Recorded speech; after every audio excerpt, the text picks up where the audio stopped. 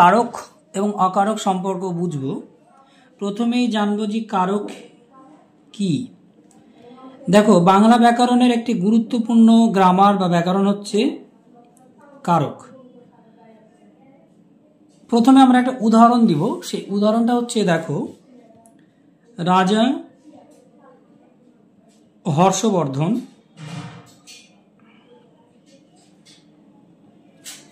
গয়ায়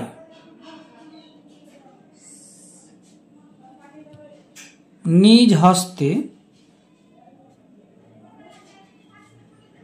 দিন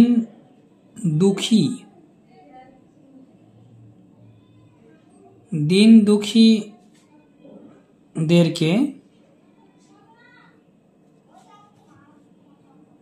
রাজকোষ থেকে অর্থ দান করলেন। আমি প্রথমে একটা বাক্য লিখেছি, দেখো, এই বাক্যে করলেন এই কথাটা হচ্ছে, বা দান করলেন এই কথাটা হচ্ছে আমাদের ক্রিয়া।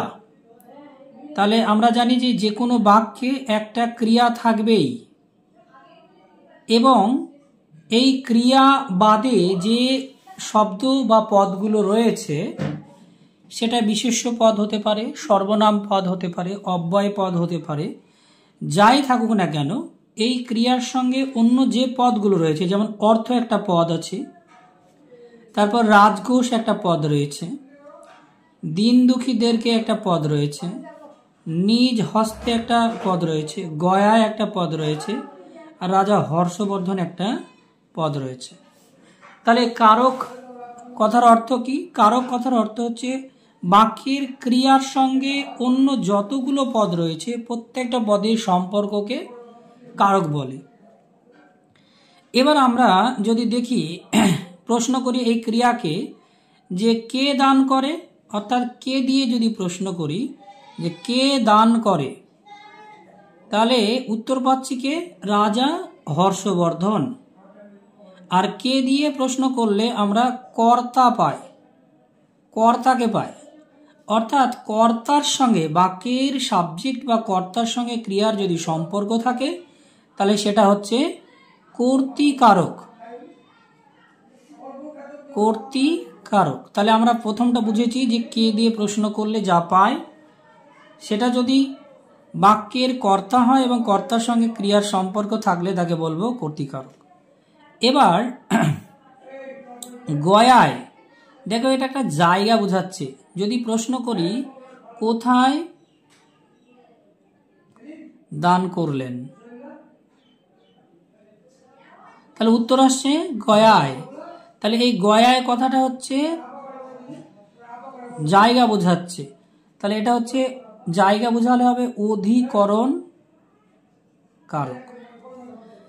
এবার পরের পদটা দেখো, লিখছে নিজ হস্তে, মানে নিজের হাতে। কিভাবে, কি দ্বারা দান করলেন? তাহলে নিজের হাতে দান করলেন। তাহলে এটা হচ্ছে যদি দ্বারা, দিয়া এরকম বোঝায় কোনো কিছুর দ্বারা, তাহলে সেটা হচ্ছে করণ কারক। করণ কারক। এরপরে দিন দুঃখীদেরকে যদি প্রশ্ন থাকে কাদের জন্য দান করলেন, তাহলে কি জন্য বা কাদের জন্য এরকম যদি হয় তাহলে এটাকে বলে নিমিত্ত কারক। আমরা বলবো এটাকে নিমিত্ত কারক।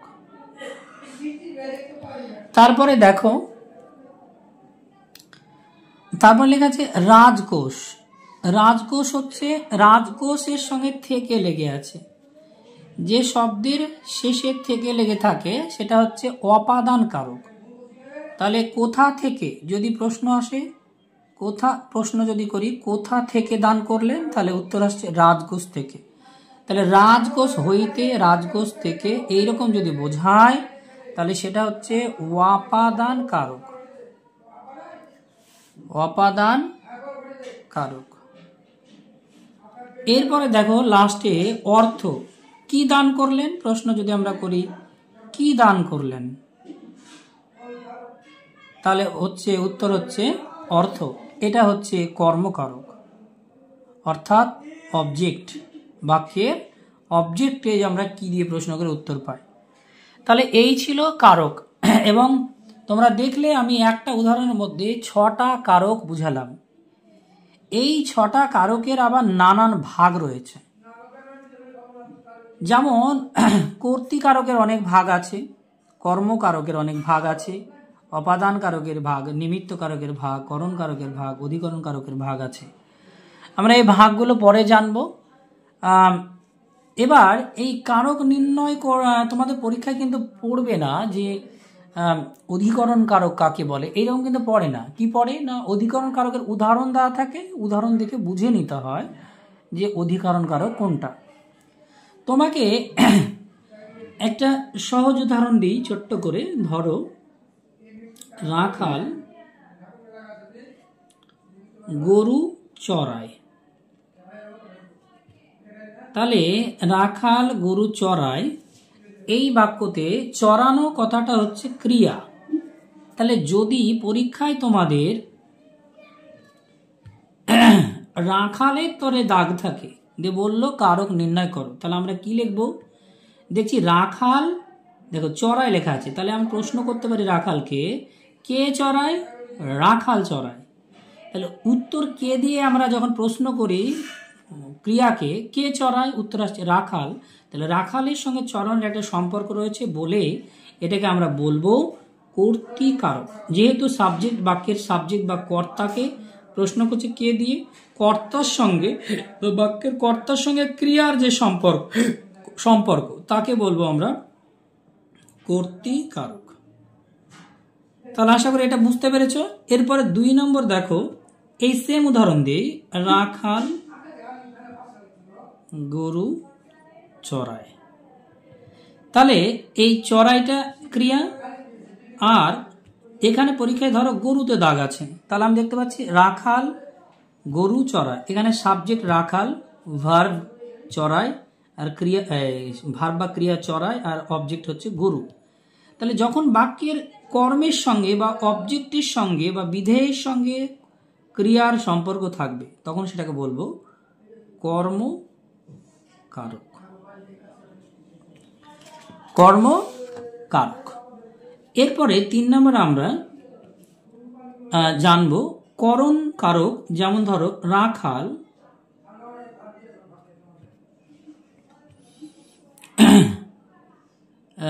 লাঠি দ্বারা গরু মারে। তাহলে এখানে মারা হচ্ছে কাজ, এটা ক্রিয়া। এবং আমরা যদি প্রশ্ন করি কিসের দ্বারা, কিসের দ্বারা বা কি দ্বারা রাখাল গরুকে মারে, তাহলে কি দিয়ে আমরা যখন প্রশ্ন করি, এই দেখো কি দ্বারা যখন প্রশ্ন করি তখন কি হয়? করণ কারক। তাহলে কি দ্বারা, লাঠি দ্বারা, উত্তর পাচ্ছি আমরা লাঠি দ্বারা। অর্থাৎ যে শব্দের শেষে দ্বারা, দিয়া, কর্তৃক এগুলো থাকে সেটা হচ্ছে আমাদের করণ কারক। করণ কারক। আশা করি বুঝতে পেরেছ। এরপর 4 নম্বর ধরন দিব আমরা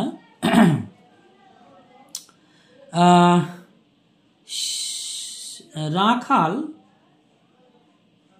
মাঠে গরু চড়ায়।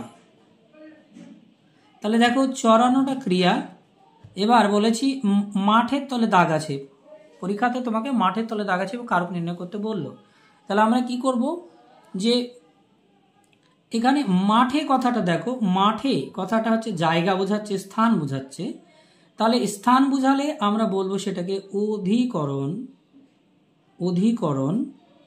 কারক। অধিকরণ কারক।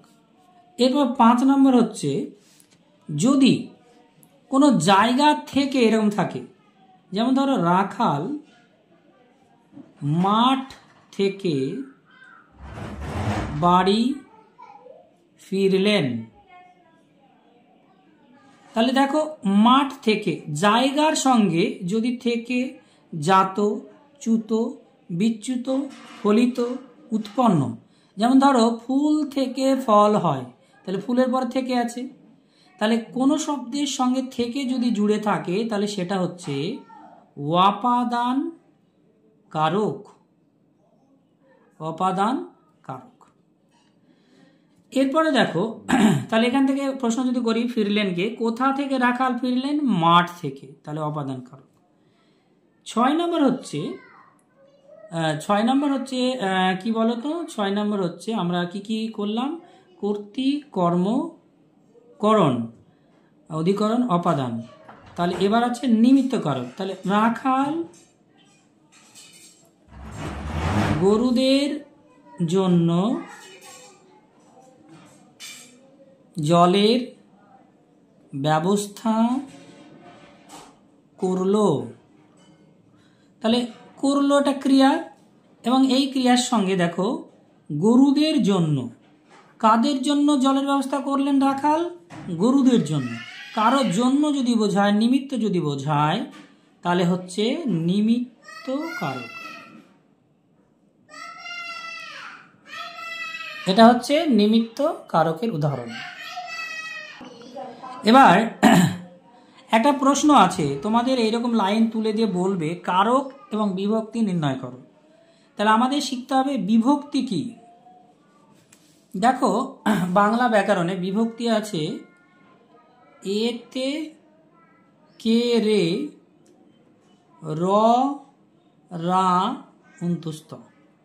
তাহলে এই টোটাল 4টে রয়েছে বাংলায় বিভক্তি।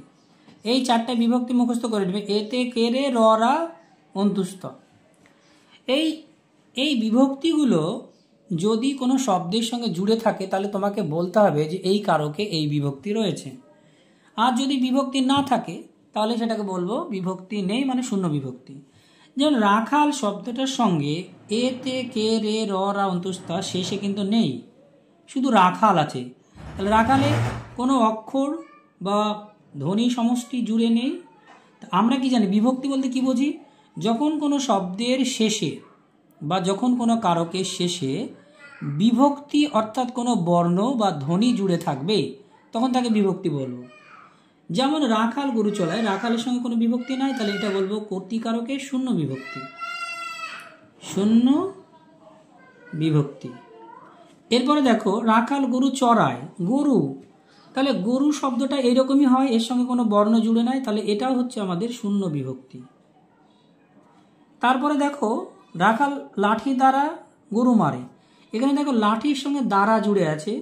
যদি কোনো শব্দের শেষে কোনো শব্দ বসে বিভক্তির কাজ করে তাহলে তাকে অনুসর্গ বলে। তাহলে এটা হচ্ছে লাঠি দ্বারা, তাহলে এটা করণ কারকে অনুসর্গ, দ্বারা অনুসর্গ, অনুসর্গ বা পরসর্গ বলতে পারে। রাখাল মাঠে গরু চড়ায়, দেখো এখানে মাঠে এ আছে, মাঠ থেকে মাঠে এ আছে, তাহলে এখানে কিন্তু অধিকরণ কারকে এ বিভক্তি। বুঝতে পারছো? এ জুড়ে আছে এটার মধ্যে। তারপরে পরেরটায় দেখো রাখাল মাঠ থেকে বাড়ি ফিরলেন, এখানে থেকে অনুসর্গ আছে। যখন কোনো শব্দ কারকের শেষে বসে বিভক্তির কাজ করে তখন তাকে বলা হয় অনুসর্গ বা পরসর্গ। মাঠ থেকে, তাহলে অপাদান কারকে থেকে অনুসর্গ রয়েছে এটা। আর লাস্ট যেটা আমরা দেখতে পাচ্ছি সেটা হচ্ছে রাখাল গরুদের জন্য জলের ব্যবস্থা করলো, তাহলে এখানে গরুদের সঙ্গে জন্য কথাটা লেগেছে, জন্য কথাটাও অ্যাকচুয়ালি অনুসর্গের কাজ হচ্ছে, তাহলে আমরা বলবো নিমিত্ত কারকে জন্য অনুসর্গ। এই হচ্ছে আমাদের 6টা কারক, এবং আমরা পরবর্তী ভিডিওতে এই কারকের ডিটেলস আমরা আলোচনা করব। ততক্ষণের জন্য সকলকে ধন্যবাদ ভিডিওটা দেখার জন্য। তোমরা যারা এই চ্যানেল রয়েছে চ্যানেলটিকে সাবস্ক্রাইব করবে পরবর্তী ভিডিও পাওয়ার জন্য, এবং ভিডিওটি ভালো লাগলে অবশ্যই বন্ধুদেরকে শেয়ার করো এবং সঙ্গে থাকো। ধন্যবাদ।